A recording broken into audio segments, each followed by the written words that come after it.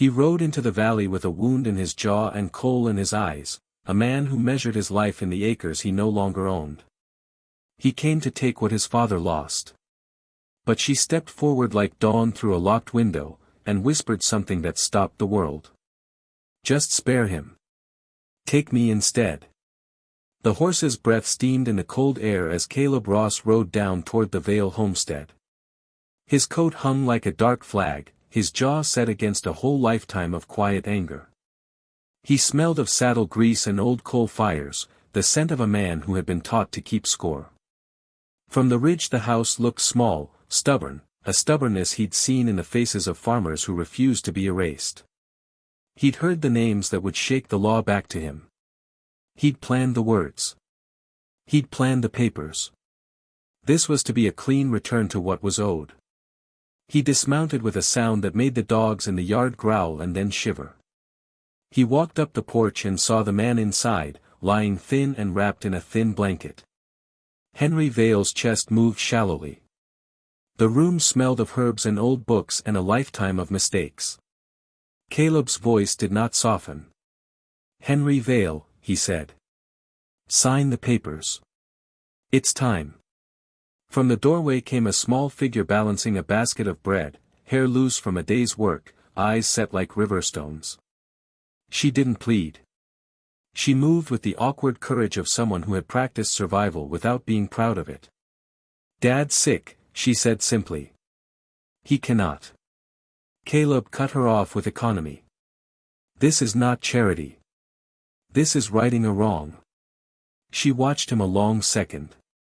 Fear and calculation and something older flickered across her face, devotion not just to her father's land, but to the memory of the man who had loved them in his own frantic way. When she walked toward him, no one in that yard could have guessed what she would do. She stepped forward and looked at Caleb as if testing whether his heart had a door at all. "If you must take something," she said, voice thin but steady, "take me. Not him." The hush that followed was tactile.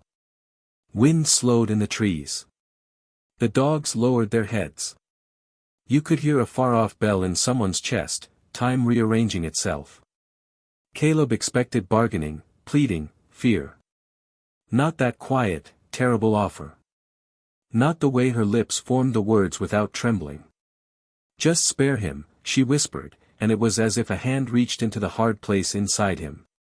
He felt suddenly exposed, as if wind had stripped off old armor. The fury that had guided him for years, the cold ledger of debts, faltered. He could have enforced his papers, he could have made any claim legal and absolute. But sitting there in that portrait of a dying man and his daughter's steady, simple sacrifice, something older than revenge moved him. It wasn't mercy at first, it was recognition. Recognition of all the quiet bargains life forces people into. Caleb left that afternoon. He left with the land still in Vale's name and a winter of questions heavy on his shoulders. He rode because he had always known how to ride away from what he was afraid to become. Weeks passed like a slow wound. Every night the valley's wind seemed to speak her words back to him. Just spare him. The whisper threaded through his sleep and his work. It made him remember his own father's frail hands and the evenings when a young Caleb had watched his mother stitch until dawn, and thought he could fix the rest of the world by taking what was taken from him. He returned not with men or signatures but with tools and a stubborn desire to be useful in a way that didn't feel like theft. He arrived before dawn and fixed a fence before anyone noticed. He mended a broken trough, carried water when wells ran low, fed an old horse whose knees had never forgiven a hard winter. Small things. Ridiculous, redemptive small things. Evelyn watched him from the porch the first week, hands on the basket as if it were an anchor. She tried to measure him against the man who had ridden in with a ledger and a scowl.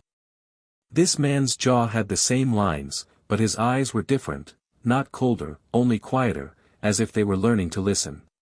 One evening under a sky the color of copper coins, she found him leaning against the stable, looking at the horizon as if it might tell him what to do next. "You could leave," she said. There was no accusation in it, only a fact. He looked at her then and, for once, let himself speak his truth without the shield of plan or threat. "I thought if I took the land, the part of me that hurts would stop aching," he admitted. "But the ache moved. It followed me. It sits in my chest like a stone." She considered him, not as enemy or savior but as another person with a hard place where tenderness was scared to live. "You don't earn peace by taking it," she told him. "You make it by staying when the storms come. There is a moment when two people who have been set against each other decide to risk the complicated business of trust. It's quieter than a declaration, almost invisible. But it changes everything." Caleb stayed. He did the honest labor of neighbors, repaired gutters, learned to plow a straight row, sat with Henry Vale through coughing nights and long silences.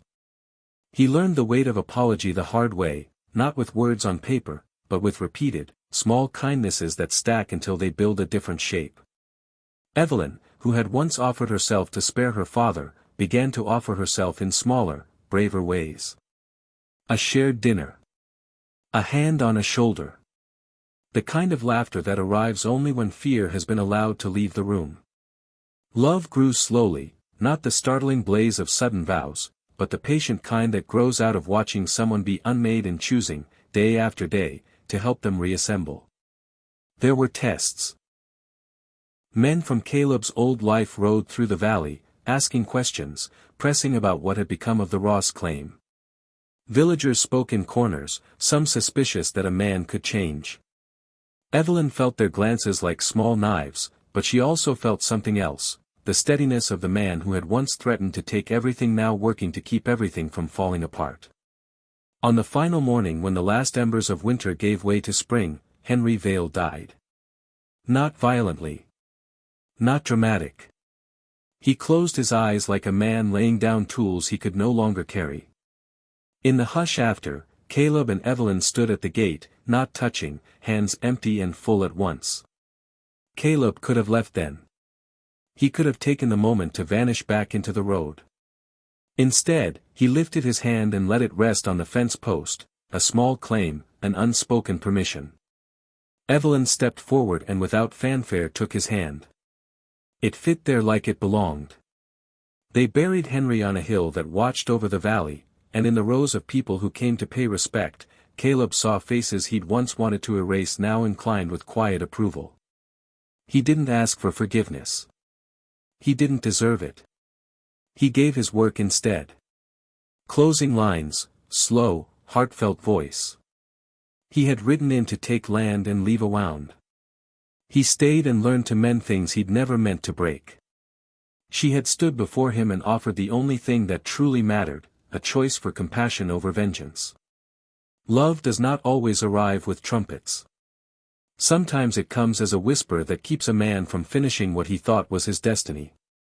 If this story touched you even a little, if you believe a single whispered plea can change a life, then please hit like, share this with someone who needs to feel hope, and subscribe to Dust and Glory for stories that remind us how human hearts can outrun the past.